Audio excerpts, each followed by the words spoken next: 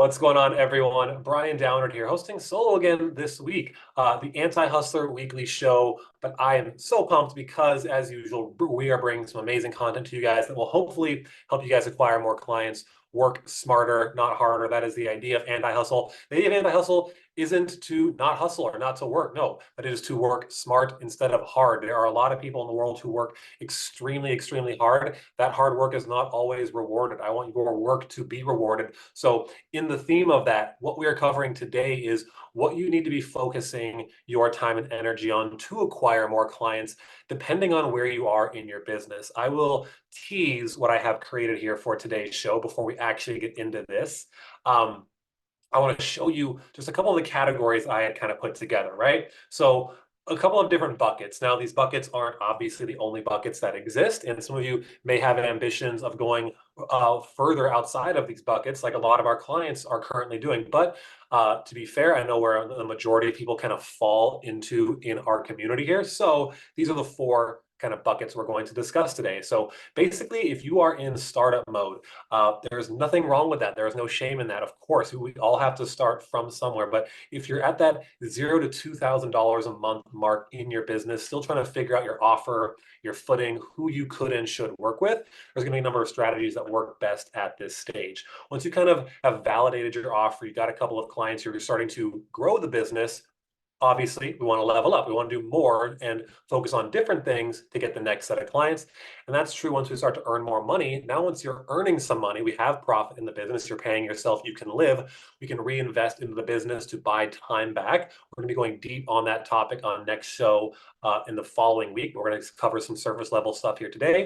And once you're actually getting to these milestones that people really strive for, that first 10K a month, 20K a month, what then can you do to 3, 4, 5X that? And what we often say in POD internally and publicly is it's a lot easier to get someone from 1 to 10 than it is to get someone from 0 to 1. And that's true for you guys and who you are working with and choosing in terms of your clients. But why that's important, why I bring that up is if you can get over this initial hump of those first clients, getting your first money through the door, getting your feet wet in this space, and you can get to that 10K, 20K, and now you have the margin to reinvest, I promise you, it actually gets easier to grow the business because you can use that money to put yourself in a position to get more leads. Now, you will unlock new problems and new challenges you'll have to overcome and learn how to grow into as a leader. That's all part of the game. But this is, in a nutshell, what I want to cover today. So that being said, just a couple more things you guys can kind of consider that are coming down the pipeline on this show. Just some housekeeping as we're getting into it. Here in just a couple of weeks in February, we are going to be having Funnelytics come join us on the show. I believe that is February 15th. And then at the end of the month, we're going to be joined by another super secret, awesome guest. We're going to hopefully be bringing more guests into this show, but I want you guys to really stay tuned for that and also doing our best to just really plan content more in advance so you guys know what to anticipate on this show. Like I said, next week, we're going to be deep diving the best way to get leads on Facebook. That's going to kind of fall into this 10 to 20K a month bucket. But I really want you guys, if you are here for the first time or this is one of the first shows you watched, add this to your calendar every single week, 3:15 Eastern. We're doing this show, bringing you guys value. So enough of the intro, enough of the housekeeping. Let's get into the meat of why you guys are here. And I will start to peel back the curtain on some of these little question mark boxes that I got going here. So 0 to 2K, this is startup mode. This is really offer validation mode. And now before I reveal this, I want to really express what you shouldn't be doing at this stage, all right? What I want you to really consider is when you look at people who you are following, it could be the biggest influencers in the game, it could be pseudo influencers, interesting people you follow. And we tend to do at the beginning of our journey is we try and model what we see those people who are further ahead in their journey. We try to model what we see them doing. And a lot of times that's creating content.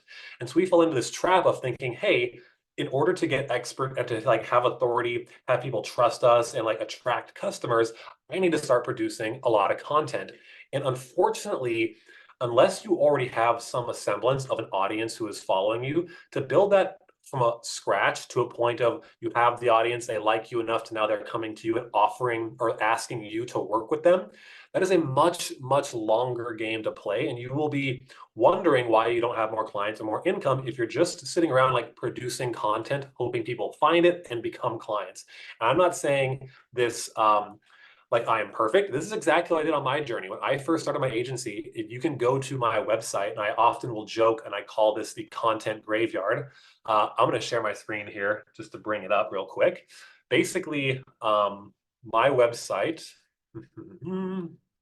cool, briandowner.com articles. It's funny, it's one of the hyperlinks here because this is the story that I tell of this content graveyard. Now, I have not updated my personal blog since 2019. Most of my content goes onto Facebook. You can see updated in 2019.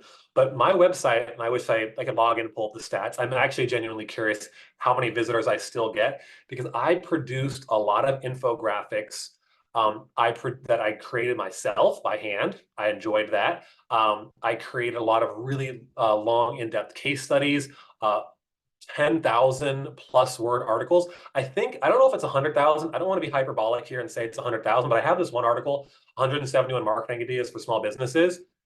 It might be 100,000 words, honestly. I don't know if 10,000 is the number. I could scroll through this for days, and I produced all of this content with the intention that, hey, I'll build an audience, I'll build a following, people will find it and they'll give me money.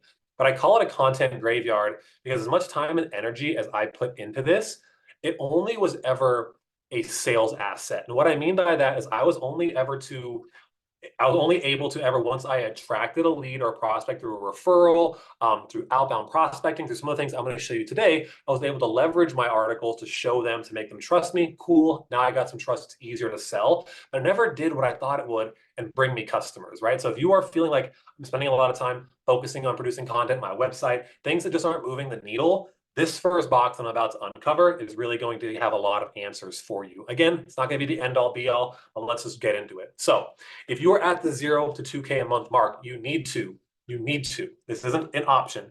Please look at your personal network, okay? And I'm going to give you guys some really tangible resources here that you can go run with this because I know you're sitting there thinking like, Brian, I don't want to ask my friends and family to give me money. Good, you shouldn't. That's awkward. I do not want you to solicit business directly from your friends and family. However, if you have a decent relationship with any human being ever, the simple ask you can make of, hey, do you happen to know anybody who fits X criteria is a lot easier of an ask. So again, I want to give you some very specific tangible frameworks you can use to do this through. In the training we have in our program, and forgive my back and forth kind of bouncing between screens here. I just want to make sure you have everything you need to be successful here.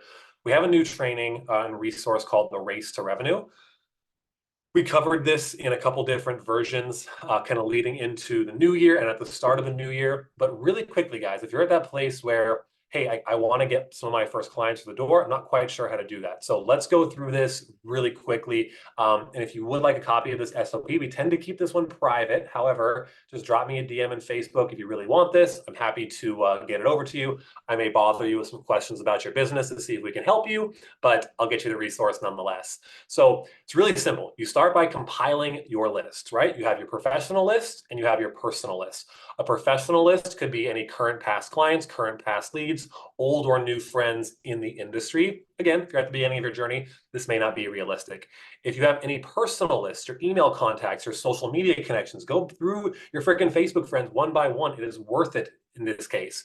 Any phone contacts you have, and then anything outside of that you could consider religious affiliations, trade schools you might be a part of, or alumni associations, maybe you graduated from a certain university, country clubs, friends, family, lots of other places you could kind of consider outside of the traditional lists.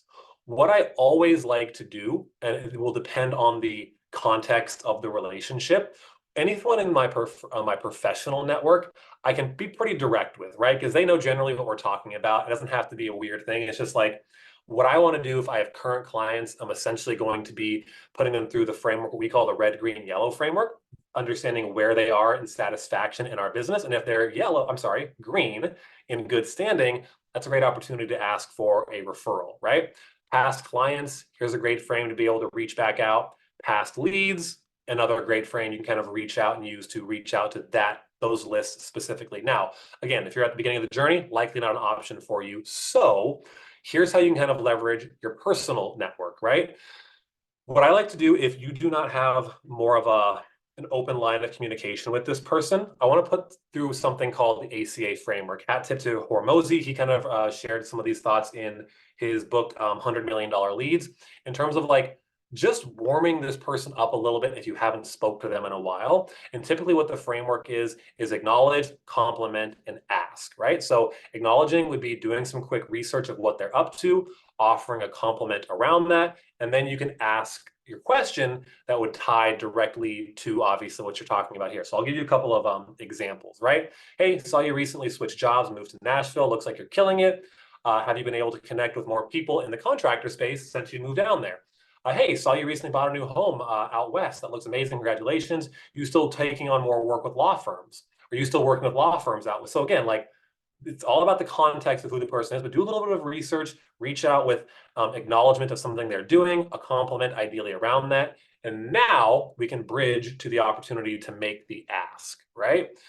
This is where I may split the room a little bit. So if it's someone who's like a really good friend, good connection, we don't have to play the dog and pony thing, I would just straight up do something like, hey, do you have a few minutes this time to catch up? Got something really exciting we're working on with some Kairos, and wanted to see what you think about this or get your thoughts because I really value your opinion. So that's a really great way just to go directly for an ask of, hey, can I just go have a conversation with this person who I know I can just ask that for?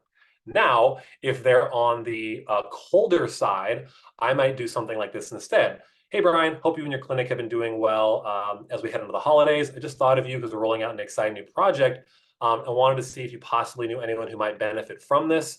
Have a few minutes this week to catch up. So again, this is more of a softball pitch of not directly soliciting your friends or family, but just being able to ask them like, hey, we're opening up a couple more spots to work with some chiropractors. Do you know anyone who might be a good fit for this or who's looking to grow their business? So again, measure the ask based on who you know and who they are connected to. But I cannot express to you how often and how many times our clients, including myself, including Alex, grew our agencies initially from our personal network. I worked in the patio furniture niche when I got my agency started. Fun side story, I'm doing some side work in that niche again. It's actually, it's incredible how easy it is to get proposals accepted when you already have some credibility in that space. So we're playing with some things back in the patio furniture industry. But the reason being, I didn't pick that, right? I was able to leverage a friendship from a college roommate whose stepdad ran a patio furniture business. I did some free work for them. I got my foot in the door. They loved it. And then I was referred to manufacturers, leaders and groups and associations for that niche, and it blew up my business. So guys, do not ignore this, especially towards the beginning of your journey.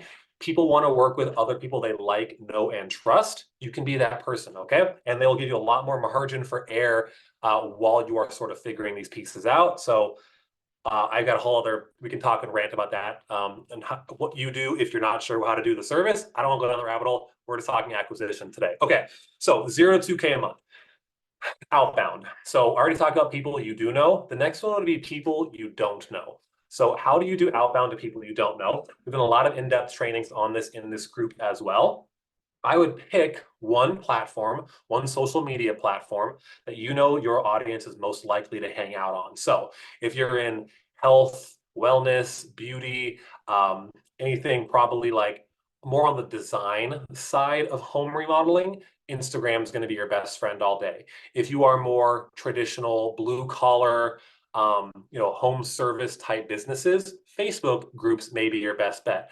If you are more white collar, dentists, anything in the medical or legal space, insurance, business brokers, LinkedIn is going to be an obvious place for you as well. I want to usually pick one of those three platforms because you can send outbound messages to profiles. I'm getting a little old.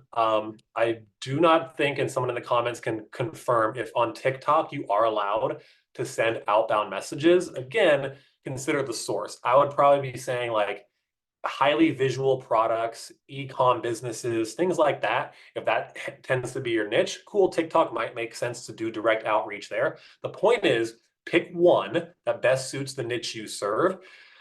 And this is the key. This is the key. You have to commit to a daily cadence of doing the outreach. If you have spent a month thinking about doing outreach, you're like, yeah, Brian, I sent 20 DMs on LinkedIn last week. It didn't get any responses. It's not enough, guys.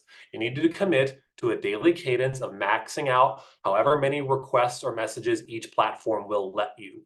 This changes, so you need to be careful and not, once they give you a warning, hey, you're sending too much, not say, screw you, Facebook, I'm gonna keep doing it, because they will shadow ban you, or worse, ban your profile. Don't do that.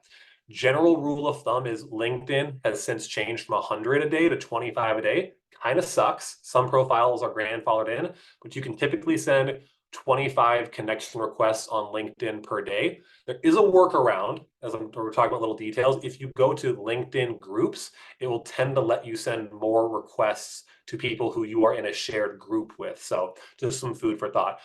Facebook and for Facebook, you can typically add 25 to 30 new friends a day from a group and then send them a DM as well. Instagram tends to flirt between 10, 15, 25, upwards of 30, depending on your profile and how grandfathered it is, outbound DMs a day. So make sure you guys are playing within those lines. We're not going over that because we can get our profiles banned.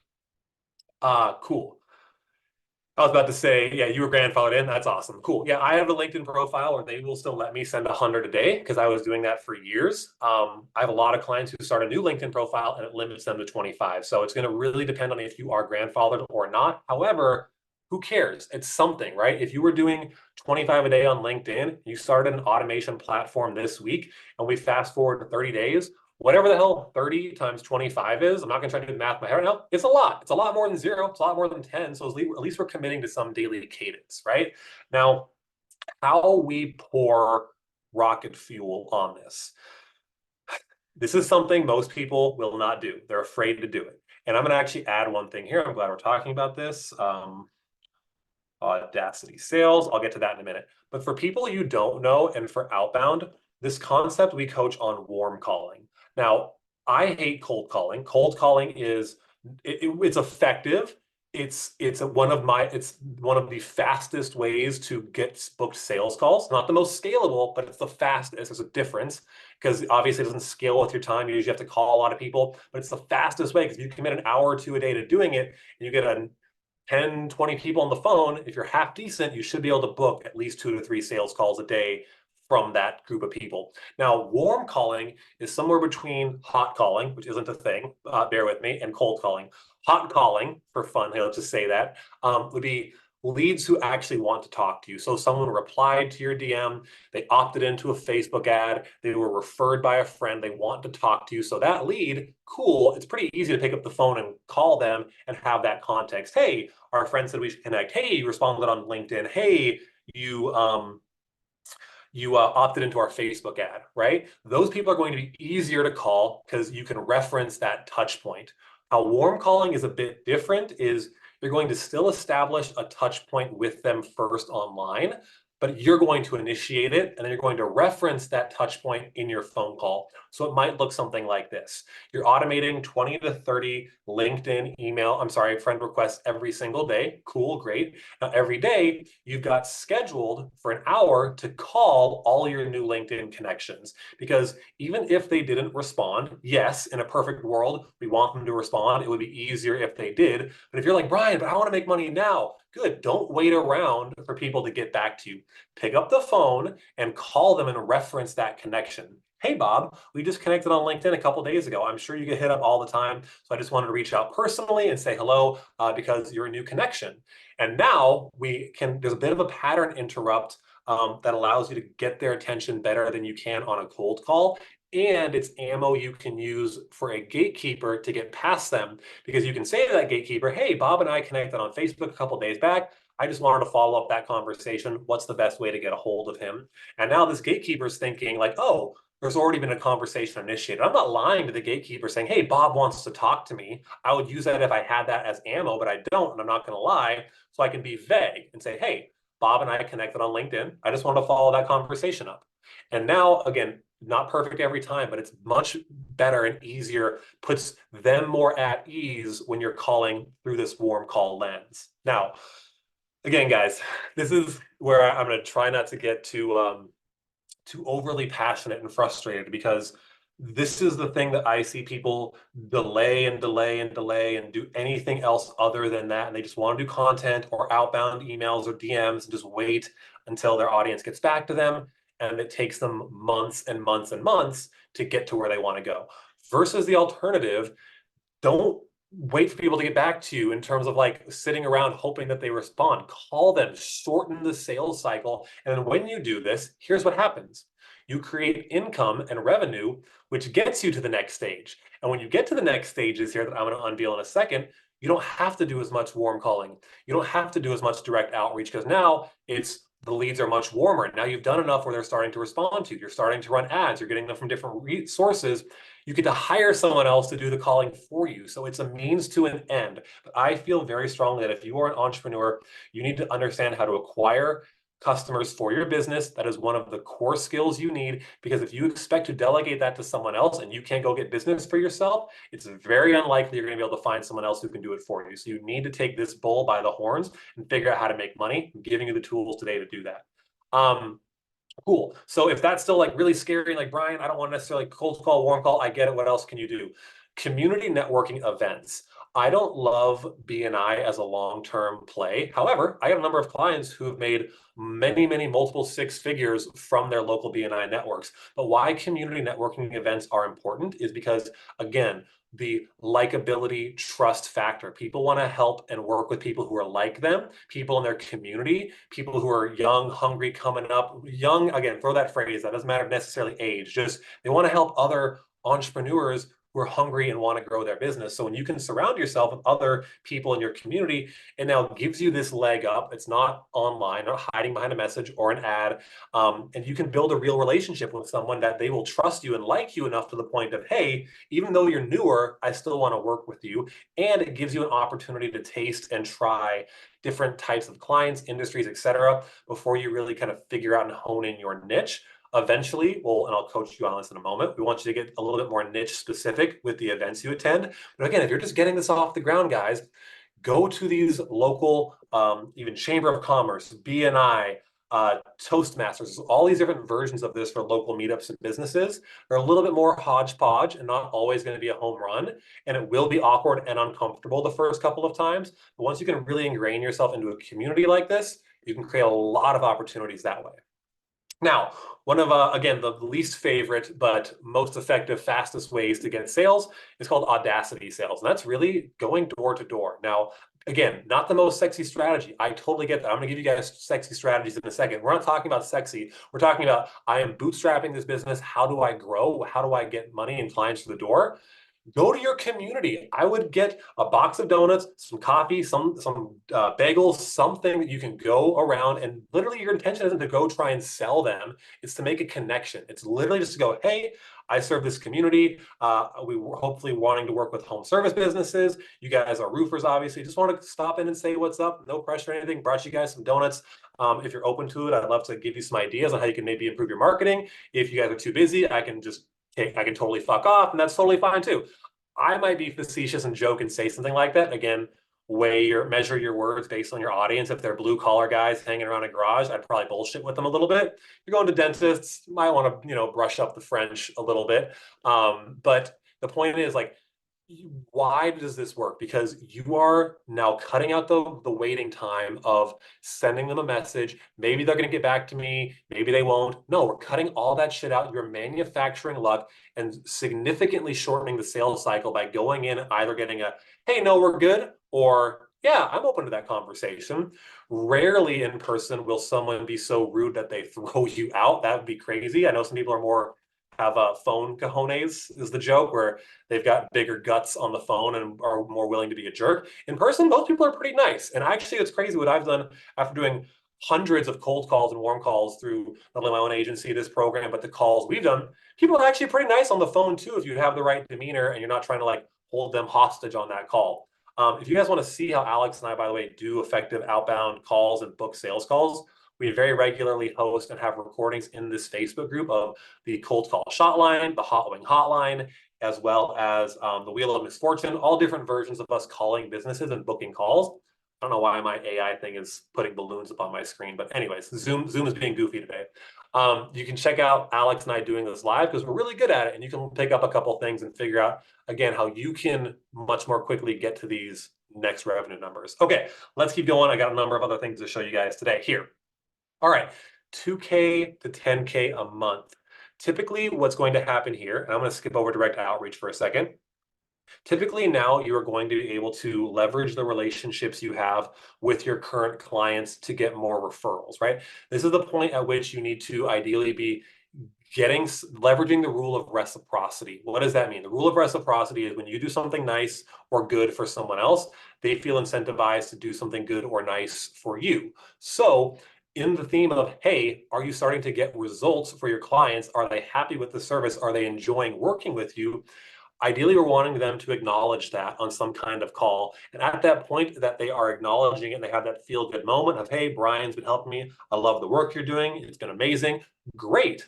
Do you happen to know anyone else who might be worth talking to, who might benefit from this as well? Or, big important asterisk, or a person who could refer me to someone who fits that mold. Because oftentimes a client may not be able to give you just a direct referral, and in their mind it may be a competitor, or I don't want to refer my marketing person. But if they have a referral source, someone who maybe they buy product or service from, who has their own network of potential clients, that could be an introduction. So I'm going to do another quick story here to illustrate my point. Back again when I was working in patio furniture, and I got that first client through my college roommate. The company that we worked with was called Outdoor Elegance. We did some marketing work for Outdoor Elegance. They are a retailer. The owners were friends with OW Lee, who are a manufacturer. So they make the furniture and they sell their furniture to retailers. OW Lee has hundreds. When I worked with them about half a decade ago, 5, 6 years ago now, they had 430 different retailer locations. And so what I was able to do is the guy running Outdoor Elegance didn't want to give me direct referrals to possible competitors, but he was able to refer me to the manufacturer. I did a little bit of work and consulting for this manufacturer. They in turn platformed me, referred me, and sent me directly patio furniture retailers across the country, not non-competing with my active client, and has a lot of trust and relationships tied up in this manufacturer and these retailers. So I was able to leverage that trust, have it transferred to me. And that's really where I was able to go from just 1 or 2 clients, and how a lot of our clients go from just 1 or 2 clients to, hey, I'm starting to see 5K, 6K, even 10K. I've seen people grow client referral only businesses to $500,000 a year. It takes a while. It's not as quick as some of the other things we're going to suggest, but I've seen it's possible. And I would say if you do good work and you get good results, your first clients should start to be able and could refer you in the first 2 to 3 months. You can pick up 2 to 3 clients organically through some of these methods, and then each of those clients refers you 1 to 2 clients, talking potentially 6, 7, 8 clients now. You're well within this threshold of, hey, the business is starting to earn money. We're starting to validate what we're doing. Now, at this point, too, obviously, client referrals have a limiting point of which that they can, there's only so many referrals you can squeeze out of that lemon. I would still be doing direct outreach. So this is more outbound to people you don't know, daily initiative of sending outbound messages, and ideally a daily cadence of following those up with phone calls. You don't have to do this forever, but if you're at this stage, this is all about money making time. We need to make sure our clients are taken care of and we're making money. So those are 2 things you should be focused on at this stage. Let's keep rolling along. Cool. You validated your offer. You're making money. You've got some clients. How do we go from around? I'm going to bump this up. I'm going to say it's more like 10K to 40K. And I'm going to change this from like 40K to like 150K plus. Because this is really the fun part, in my opinion. When you know who you serve and what your offer is, you can start to effectively run inbound ads. We recommend using the Meta platform, so Facebook and Instagram. And I'm gonna bounce around just a little bit, but this is gonna be to all of your benefit. If you haven't yet seen this in our Facebook group, at the beginning of January, we rolled out this little giveaway where basically you can comment to get either our email outreach machine SOP or our B2B ads training SOP. If you guys want this, for those in the group, I will drop the post a little later. Everyone here in Zoom, I'm going to drop the direct link to this post right now. You guys can go comment too on that post, and we will get you our ads SOP. We'll literally give you the ads SOP in our program. And the reason being is reason being why would we give away some of our most valuable SOPs, Brian? I truly believe in mentorship and transformation over just information. We're happy and willing and able to just give away as much of our information for free as possible. When it really comes to like working together at a high level and like one-to-one mentorship, obviously that's going to require some financial investment to participate. So I'm more than happy to give you guys, I want to see you guys win too. And if you were hovering at this like 10K a month, 8K a month, like Brian, I'm paying myself, I'm doing a lot of the work still, but I kind of have a VA and I have a little bit of money. I want to see if I can make some money on ads. Cool. This is what I want you guys to step up and start doing. Now, it's really important to consider that you should be budgeting probably at least $1,500 to $2,000 that you're willing to make as an upfront investment as your buy-in. And what I mean by that is your first $1,000 to $2,000 you spend on ads will likely not yield a lot of big, amazing, incredible results. Sometimes it does. Oftentimes, though, you need to take the data you're getting and massage it, optimize it, then update and adjust the ads. So now your next $1,000, $2,000 you spend is profitable. So just have that kind of expectation in mind. It's not going to be a home run out of the gate every time. A couple $1,000s up front as the investment to buy in, learn, and then you can get to a place where you can be spending $50, $100 a day, not a crazy amount, and you can be generating from that 10, 15, 20 booked appointments per week. And I cannot stress how critical that one shift has been for our clients. When you go from 5 to 6 sales calls a month to 5 to 6 sales calls booked, not necessarily show ups, but 5 to 6 a day, your business and life can change. And this is where you can start to pour that rocket fuel on it. So please use our SOPs we're giving away, get wins with them, and then come join our program and keep scaling your business. So that being said, I would at this point be also considering adding on a couple of additional outbound channels. So if you're doing a direct outreach here, like on LinkedIn, okay, cool. Maybe we layer on Facebook group outreach and or email outreach, just an additional channel to continue to get that trickle of booked calls from. I would argue that every outbound channel, social specifically, so Instagram, Facebook, LinkedIn, if done appropriately, should be able to net you about 2 to 5 sales calls a week. It's not going to be this huge, overwhelming flow, right? But if we continue to stack those and get good results, they add up, especially if they're in complement with ads. And frankly, I don't want to put all my eggs into the ads basket because if the ads don't work right away, your ads get shut down. It's a political cycle or it's the holidays, it's Black Friday, and you're getting killed on ad cost. Okay, cool. Now we at least have these other channels and resources of customers. But more or less, 90% of the year when ad costs aren't ridiculous, or again, it's not a political cycle, it's not the holidays, this is going to be the most scalable way to really, once you've figured out your offer and who you serve, to grow your business. Now, some of the fun stuff, and I realize a number of you probably are not at this stage yet, it's totally fine, but this is where you continue to grow up to these higher levels of the business. I would argue, and I'm going to show you guys a little taste of something we're rolling out soon, not just running ads at this point, but also consider running some kind of front end SLO. An SLO stands for a self-liquidating offer. Basically, it's a fancy way of saying having a low ticket offer lead magnet that people pay for instead of a free opt-in to buy your, not necessarily buy, sorry, to liquidate your ad spend. So ideally you can break even or make some money on your ad spend on the front end before you even start to qualify customers. So a lot of times what happens with ads, if you're running to any niche, you're gonna get a lot of disqualified prospects opting in that you still have to pay Facebook for. That sucks when the ads aren't totally dialed in. So starting to liquidate your ad spend, something we're doing in POD and something we're gonna be training you guys on here in this show over the following weeks and months.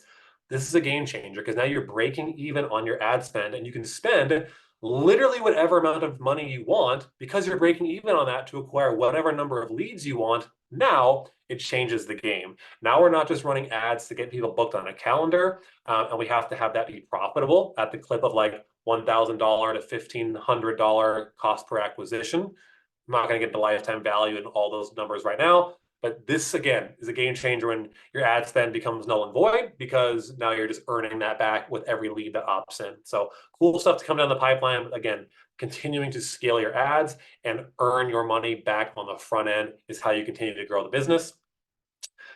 Affiliates, referral partners. This I reserved for later in the journey, because this has to be once you've actually really figured out how to deliver results and keep your clients. Because if you get a good referral partner, but you aren't getting good results for the people they are referring you to, that well will dry up very quickly. So this, to me, the best referral partners are always a complementary service provider. Like I was just showing you guys with the patio furniture manufacturer, they were an amazing referral partner because they already had access to all the retailers I wanted to work with. So really consider who already has a customer list of the people you want to serve. It could be a complementary software that serves the industry. It could be someone who manufactures products or sells services to your niche. But there was a common denominator when we did research around our multiple six-figure a month agency clients.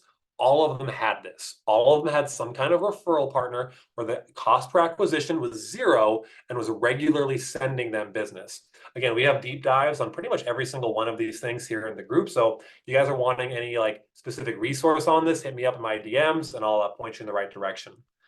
This is the stage as well that I would start to consider organic content in terms of like producing content through your social media platforms with the intention of using that to attract people, knowing that it's not going to be a quick win strategy, right? This is a longer term play, but when you're at this stage in your business, now we can start thinking longer term. It's not about paying the bills month to month. It's how do I grow this business, make investments, and take risks long term? Organic content is going to be a big part of that. Paying an editor to take videos and create the shorter clips that social media platforms love nowadays, being able to reproduce those on different platforms.